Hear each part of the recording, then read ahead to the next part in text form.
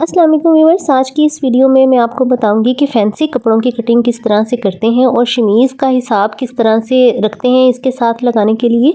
और जिन लोगों को अपर बस्ट और मेन बस्ट का फ़र्क पता नहीं चलता और हेल्दी हैं वो अपनी फ़िटिंग किस तरह से करेंगे।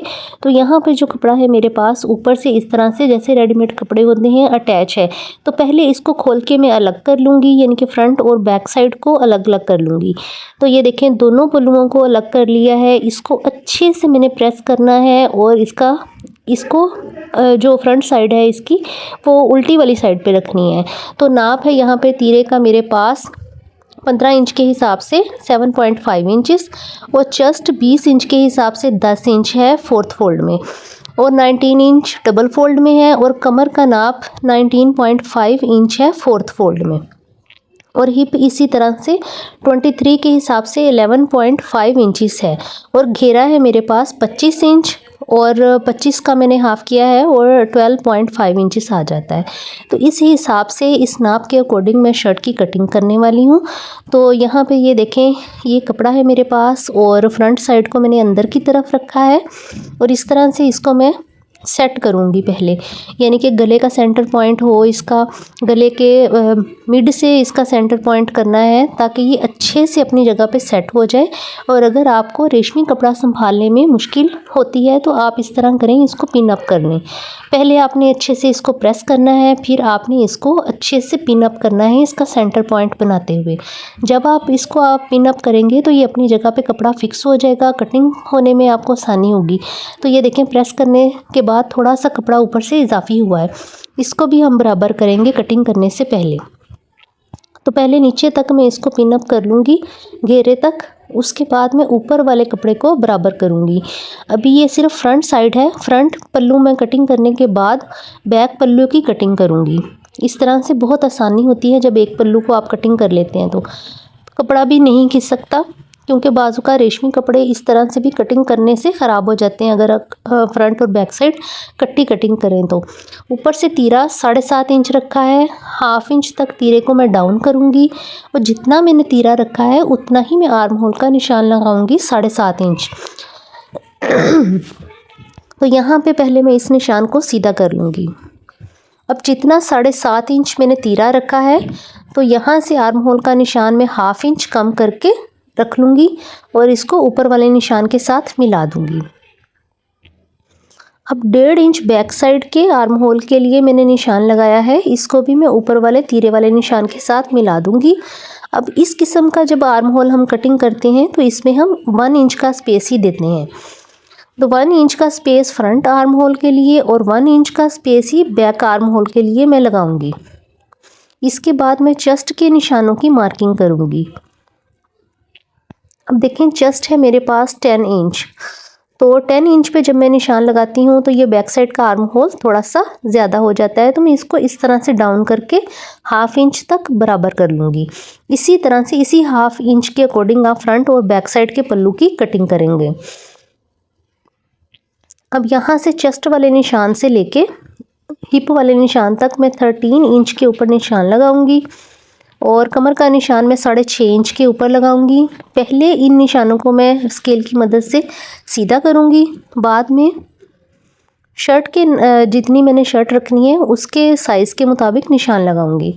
तो ये देखें अब मैंने कमर का निशान जो है वो 9.5 इंच के ऊपर लगाया है और जो हिप का निशान है वो 11.5 इंच के ऊपर लगाया है और 1.5 इंच मैं कटिंग का मार्जिन रखूँगी जो अंदर फोल्डिंग में आएगा। ये देखें उसी हिसाब से 1.5 इंच मैंने इजाफी रखा है। अब इन्हीं मार्किंग के ऊपर मैं इसकी इस तरह से निशान लगा लूँगी। अगर आपको अपर बस्ट और मेन बस्ट का फ़र्क पता नहीं चलता तो आप सेफ पट्टी की मदद से इस तरह से निशान लगाएं तो आपकी फ़िटिंग बिल्कुल परफेक्ट आ जाएगी, झोल नहीं आएगा फ्रंट और बैक साइड में और कटिंग भी बेहतरीन होगी और स्टिचिंग भी उसके अकॉर्डिंग बेस्ट रहेगी और आपको फ़िटिंग बहुत परफेक्ट आएगी। तो आप इस तरह से 1.5 इंच इजाफी रखते हुए मार्जिन रख लेंगे और नीचे से भी आप इस तरह से मिला लें। याद रहे कि घेरा जो था वो 25 इंच मैंने रखा है। अब इसी जो हमने निशान लगाए हैं इसके मुताबिक हम इसकी कटिंग कर लेंगे फ्रंट पल्लू की और नोचेस वगैरह लगा लेंगे। अब जो बैक साइड है हमारे पास उसको हम अच्छे से प्रेस कर लेंगे और ये देखें आपने इसी हिसाब से रखनी है। अगर आपने इसमें बाजू निकालने हैं तो पहले आप इधर वाली साइड से बाजू निकाल लेंगे और शर्ट का पल्लू आप उधर से निकालेंगे। लेकिन अगर आपके पास सेपरेट बाजू मौजूद हैं तो आप फिर इस तरह से फ्री कपड़े को रख लेंगे डबल करके और उसके ऊपर फ्रंट साइड की शर्ट का पल्लू रख लेंगे और उसके बाद आप इसी के ऊपर रख के अच्छे से आपने इस बात का यकीन कर लेना है कि उधर से भी कपड़ा बराबर हो। तो आपने इसकी कटिंग कर लेनी है इस तरह से। कंधे को भी 1/2 इंच तक आपने डाउन करके कटिंग कर लेनी है। इसके बाद आप फ्रंट साइड के आर्म होल की कटिंग करेंगे। ये देखें इस तरह आपने ऊपर तक इसकी कटिंग कर लेनी है। ये शर्ट की कटिंग जो है वो डन हो गई है। अब बैक नेक जो आपने कटिंग करनी है वो 1/2 इंच तक बढ़ा के कटिंग करनी है। तो यहाँ पर शर्ट की कटिंग हो चुकी है। अब मैं आपको स्लिप की कटिंग करना बताऊंगी कि आपने शमीज़ के कपड़े की कटिंग किस तरह से करनी है। शमीज़ का कपड़ा आपने इस तरह से रख लेना है, थोड़ा सा 1/2 इंच दोनों साइडों से इजाफी रखना है और नीचे से आपने 3 इंच तक इसको ऊपर रखना है। जब हम इसको फोल्ड भी करेंगे तो शमीज़ का कपड़ा कमीज़ के कपड़े से थोड़ा सा कम होता है। तो शर्ट जो है मेरे पास 41 इंच तैयार है, ठीक है। तो 3 इंच कम करके शमीज़ का कपड़ा जो है वो मैं कटिंग करूँगी इस तरह से 4th फोल्ड में करके। 4th फोल्ड में करने के बाद ये देखें ऊपर से मैं इस तरह निशान लगाऊंगी। एक बार फिर मेजर कर लूँगी कि दोनों तरफ से 37 इंच ही हो और फिर इसको इस तरह से फ्रंट और बैक साइड की शमीज़ के पल्लुओं को अलग कर लूँगी। अब जब मैंने इसके साथ गले को अटैच करना है, क्योंकि गला जो है वो बना बनाया है, तो मैं इसको किस तरह से करूँगी तो ये देखें सेंटर पॉइंट पे मैं इस तरह से रख लूँगी और ऊपर से मैं कंधों को मेजर कर लूँगी कि कंधे ऊपर से कितने इंच हैं। 3 इंच है ऊपर से, दोनों साइडों से 3-3 इंच करके इसके सेंटर पॉइंट का निशान लगाऊंगी। फिर गले के हिसाब से इस तरह से मैंने निशान लगा लेना है। जब गले का निशान मैं इस तरह से लगा लूँगी उसके बाद मैंने क्या करना है कि इस रेडीमेड गले को मैंने शमीज़ के साथ अटैच करना है। तो मैं क्या करूँगी, ये देखें इस तरह से आपने गले को पकड़ना है और इसी निशान के ऊपर से इस तरह से सिलाई लगा के अटैच करना शुरू कर देना है। अच्छा जी, तो अब देखें गले को किस तरीके से हमने अटैच करना है। ये वाली साइड को हमने इस तरह से दूसरी वाली साइड के ऊपर रखना है और अटैच करना शुरू करना है। आपने इस बात का ध्यान रखना है कि आपने ऊपर थ्रेड गोल्डन कलर का लगाना है। ये जो भी कढ़ाई वाला हिस्सा हो आपने उसी तरीके का गला जो है धागा लगाना है और इस तरह अटैच करते जाना है और सेंटर पॉइंट के साथ ही सेंटर पॉइंट को होना चाहिए। अब सेंटर पॉइंट को लगाने के बाद आपने क्या करना है,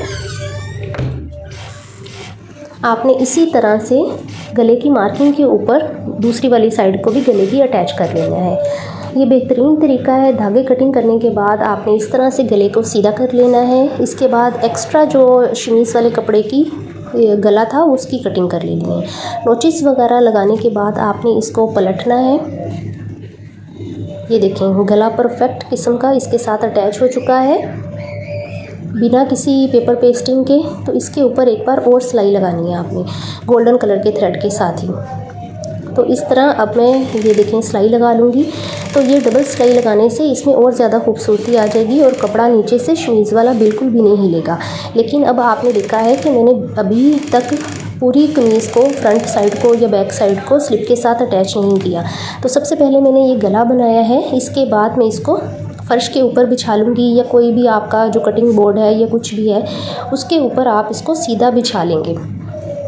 सीधा बिछाने के बाद मैं आपको बताती हूँ कि किस तरीके से आपने इसकी पिन अप करना है या कटिंग करनी है। तो ये देखें इस तरह से आपने गले को ऐसे पिन अप कर लेना है और हर जगह से जहाँ पर आपने सिलाई लगा कर स्लिप को अटैच करना है आपने हर तरफ से कमीज़ को नीचे वाले शमीज़ के कपड़े के साथ अटैच कर लेना है। अटैच करने से ये होगा कि कपड़ा आपका हिलेगा नहीं और आपकी परफेक्ट सिलाई आएगी।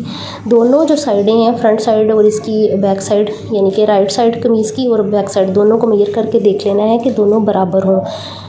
ये देखें इस तरह से आपने दोनों साइडें बराबर करनी है। उसके बाद आपने इस इधर वाले हिस्से को भी पिन अप कर देना है। अब ये देखिए पिन अप करके आपने पिनों को निकालते जाना है और आस्ता आस्ता सिलाई लगाते जाना है। सारा कपड़ा सिलाई लगाने के बाद ये देखें आपने एक्स्ट्रा कपड़े को कटिंग कर लेना है।